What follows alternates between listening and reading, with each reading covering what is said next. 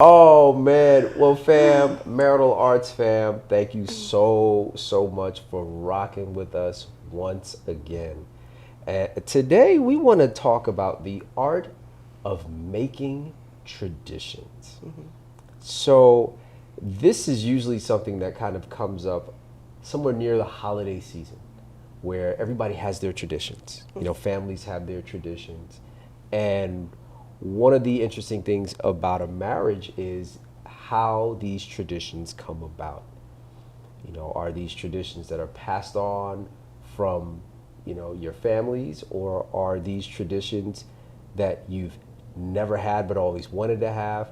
So we wanted to talk about how we can make traditions in a way where not only that they last, but these are traditions that can be passed along from generation to generation. But how do we get there though? So babe, how does this work? How do we do this making tradition thing?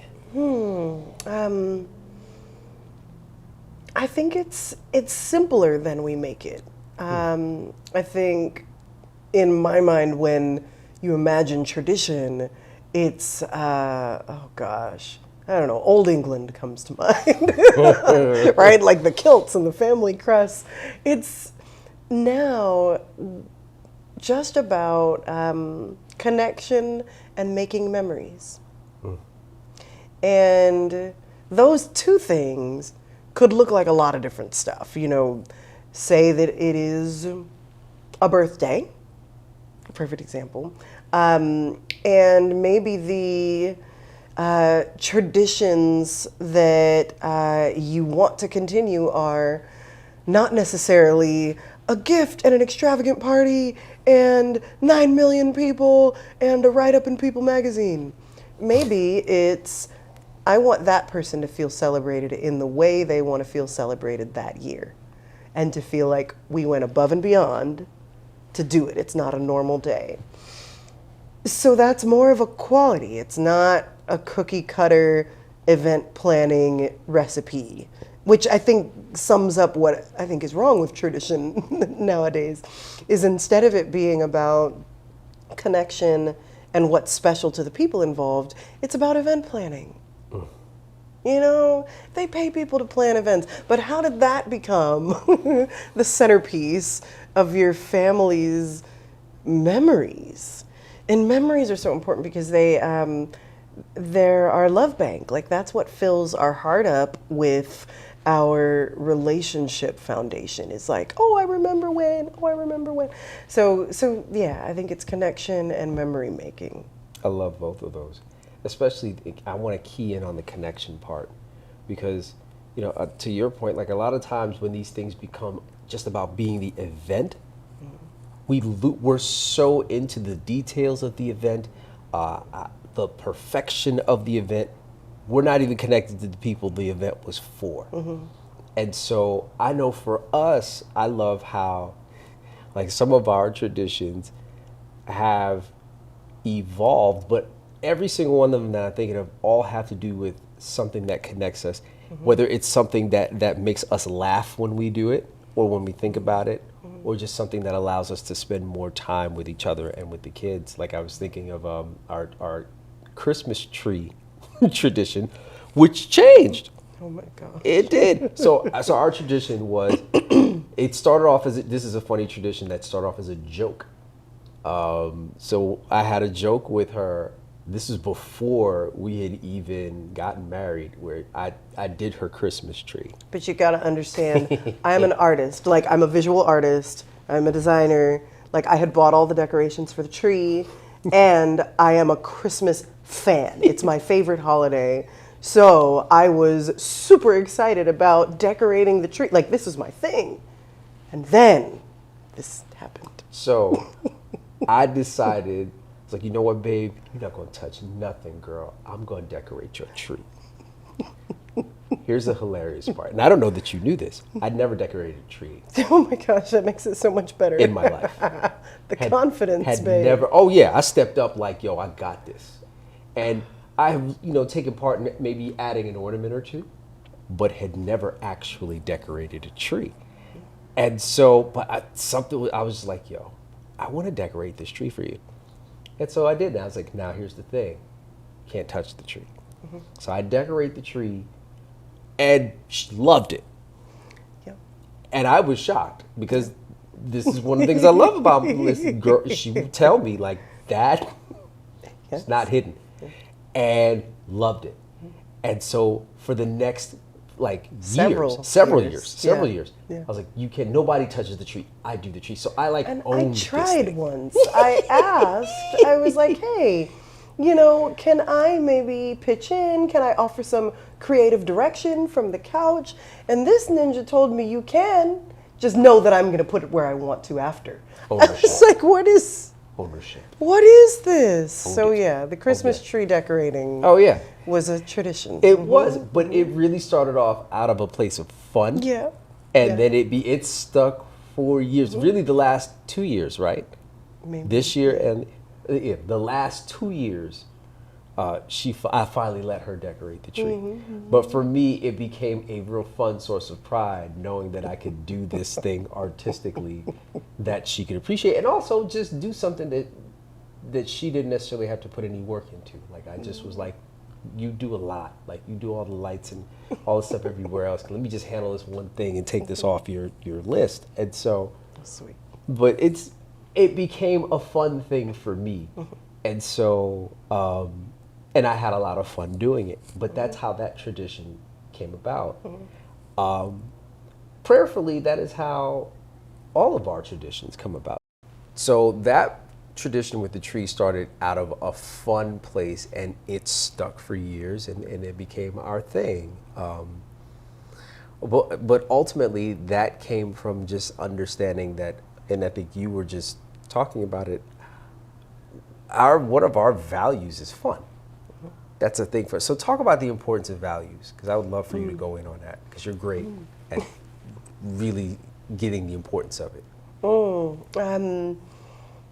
We don't always call them values, but anything that seems important to you when you think of, I mean, connection is a value for us, but it's also a need. And so anything that seems important to you when you think of creating a memory, the stuff that stands out in your mind most about that and about connecting with someone, those usually begin to look like your values. If when you think about a memory, it is super active, there's a mountain involved and somebody's sweating, like clearly physical activity is a value. Like you want to be active in your memory making. If there are, trying to think of another value, because there's so many, and some of it is like charity. It may be that your memories are helping someone or helping a crowd of people.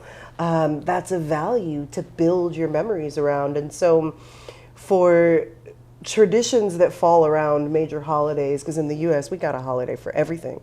But Christmas, for example, you know, we were talking about our Christmas tree and this one part of our tradition, but we also do like gifts, and there's certain values we have around that. We are frugal. We value frugality. And while some of that comes from just not being super wealthy all of our lives, we also don't value overindulgence. Like there's something about simplicity that really speaks to our souls. And so if, you know, your values are charity and, you know, being active, then maybe you organize a community hike, or maybe you find a way to give back over the holidays, and that becomes a part of your tradition.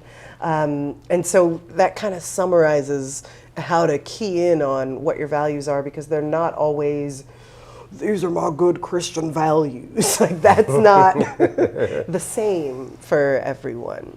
So, And I think you hit on something too, what jogged something for me, is those values evolve and change.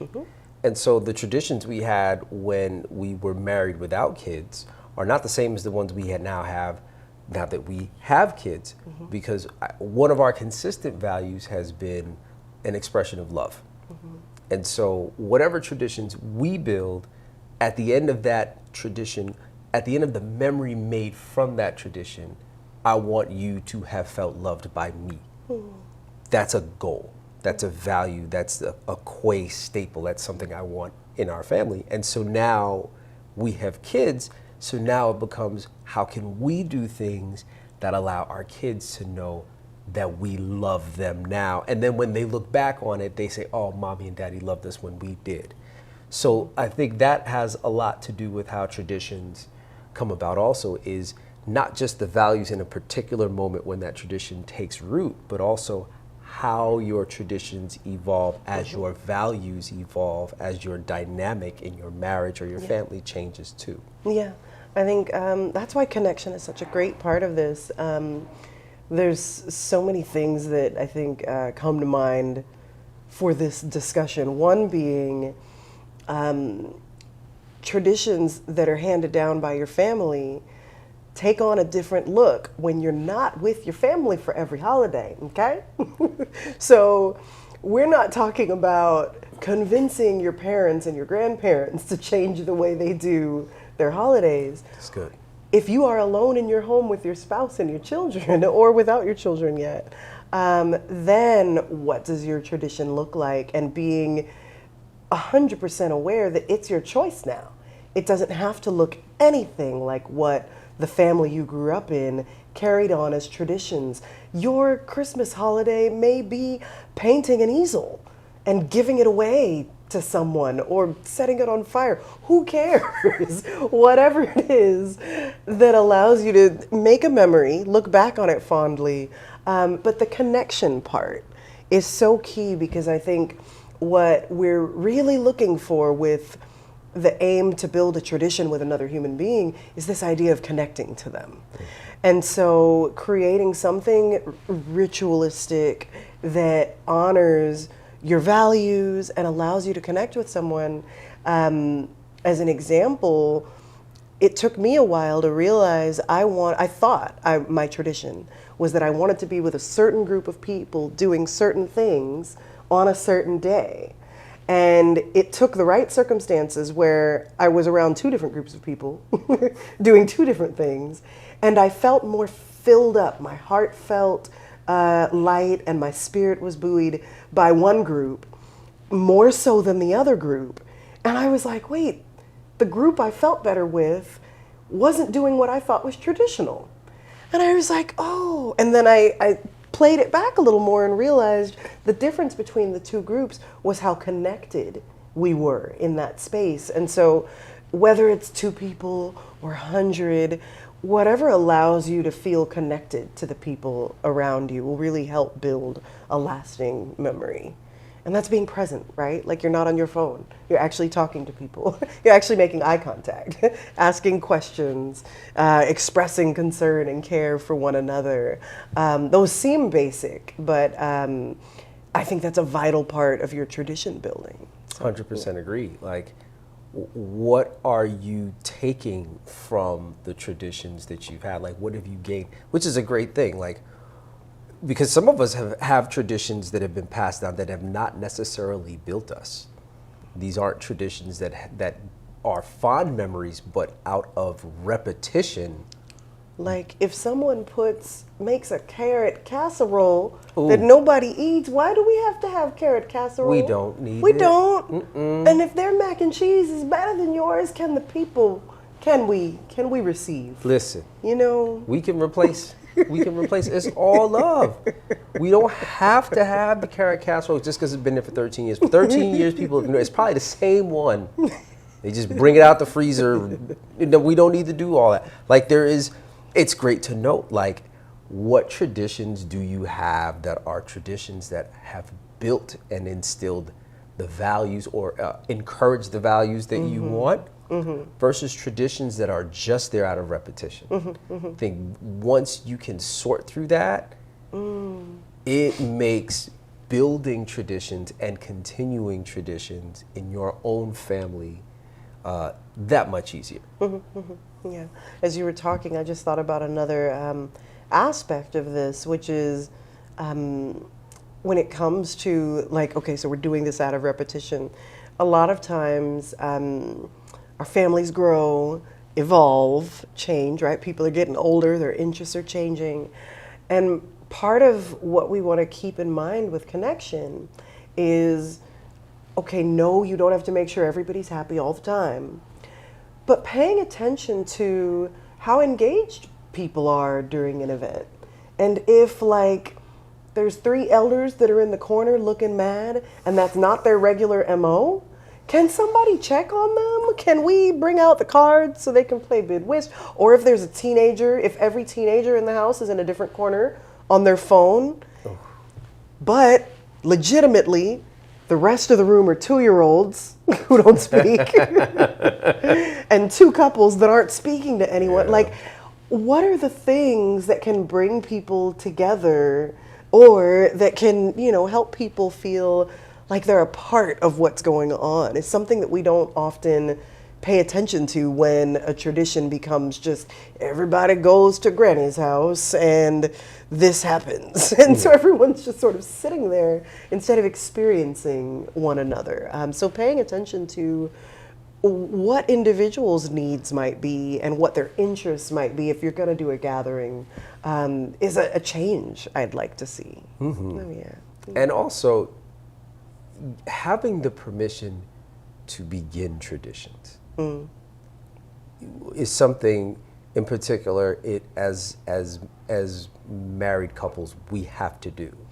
Like, every family has rituals and traditions that have been passed along, but there comes a point as you have your marriage, and then at some point if and when you want to start your own family, if your values are not the same as the values of the previous generation that shared their values with you, we have to then have that honest conversation and be like, okay, I'm glad my mom and my grandma and my great-great-grandma, I'm glad they all did that, but that's not where I am, and that's not what I want to pass down from my family. It is okay to have that honest conversation With your spouse. We're not saying call your grandmama, your mama, with your auntie Thank you. on Christmas Eve and tell them your thoughts about. This is a great point. So great. Thank you for that. We're not saying now you need to go all the way up the line and start judging everybody for what they did. And then, no. If we're starting from scratch with a new tradition, the first place it starts is with your spouse. And you say, hey, this is what our marriage is like. What are the values that we want to instill? What are the connection points, the touch points, the memories that we want to make? What is the image and fashioning of the life that we're sharing? What does that look like? And how can we put things in place that keep that growing? That's ultimately what you want with the traditions in your marriage, in your families that you keep. Now, if you happen to want certain values and they're already built into the traditions you've continued, keep them. But I do want, especially for younger couples, newer couples, who are just like, hey, I've only done it this way, and it's the only way I know how. We always have the raisin bread. We always have the this. We always have the that. And you become like trapped almost by this tradition because you don't know what. It's okay to just sit there and be like, well, what do you want to do? It's your marriage. It's your family. It is all right to say, here are our values. Here's what we want to put forward. Let's do it our way. Yeah. The only other thing I'll add to that is to remember that if your tradition is tied to values, connection, memory making, the great thing about that is it leaves room for flexibility. Mm-hmm. If it's tied to things, objects, places, individuals, not that people are things, but you understand what I'm saying. If it's tied to those things, there's not a lot of flexibility, and life changes, seasons change, and you may, over 3 Easters, if you celebrate Easter, one year be raring to go and do an Easter egg hunt for the whole community, and the next year want to be in a puddle in the corner fasting alone with only your husband 100 feet away, preferably. And then the third year, nursing quadruplets. Like, we don't know what these seasons are going to look like. That's real talk right there. And if the aim is values-based, then at the end of this holiday, you can look back on a memory, and we're not dealing with, you having missed the mark, or there being any shame about it, or there being any worry or, loss attached to it. If you want to be in bed on a holiday, that's okay. Someone I work with told me their Thanksgiving was alone watching a movie, and his heart was full, and I felt it in my spirit. I was like, oh my gosh. All I need is, and my heart is full. That's it. The rest for me. That's it. This is what I want, and so it shall be. Listen. And this is a person with a full, happy family and grandchildren, and they were like, this is what it was. And I dealt with them the day before, I dealt with them the day after. And this day was what I was like. And those are, like you said, your heart is full. It's just so important, I think, to take away this focus on objects as a part of tradition and instead make it about things that allow for flexibility. Oh man, I can't add to that. That was it. That was it. Landing the plane right there. I love that you took the focus off of the things, because at the end of the day, it is about the people and the connections and how you build those connections, and ultimately, how full is your heart when this thing is done? When you can do that consistently, that's a tradition to keep. Yeah, we're gonna land right there. That was all like warm and fuzzy. Thank you, babe. And hopefully it was warm and fuzzy for you too. And if it wasn't, if this struck a nerve and you're just like, hey, I want to keep my traditions or any of that, please let us know in the comments, because if there's if there's an angle of building traditions that we didn't get a chance to discuss or missed, please bring it to our attention, because as you can tell, week by week, we kind of love to talk. So we will absolutely bring that thing up at another episode somewhere on socials. We will absolutely cover it. Like, subscribe, do the thing that you do. Find us, The Marital Arts. Let's keep this conversation about the realest parts of marriage going, not just for the married fam, for my single fam, for my fiancéed fam, for all the fam that is just interested in how this thing called marriage works. Holler at us. We are here to talk with you. Love y'all. Take it easy.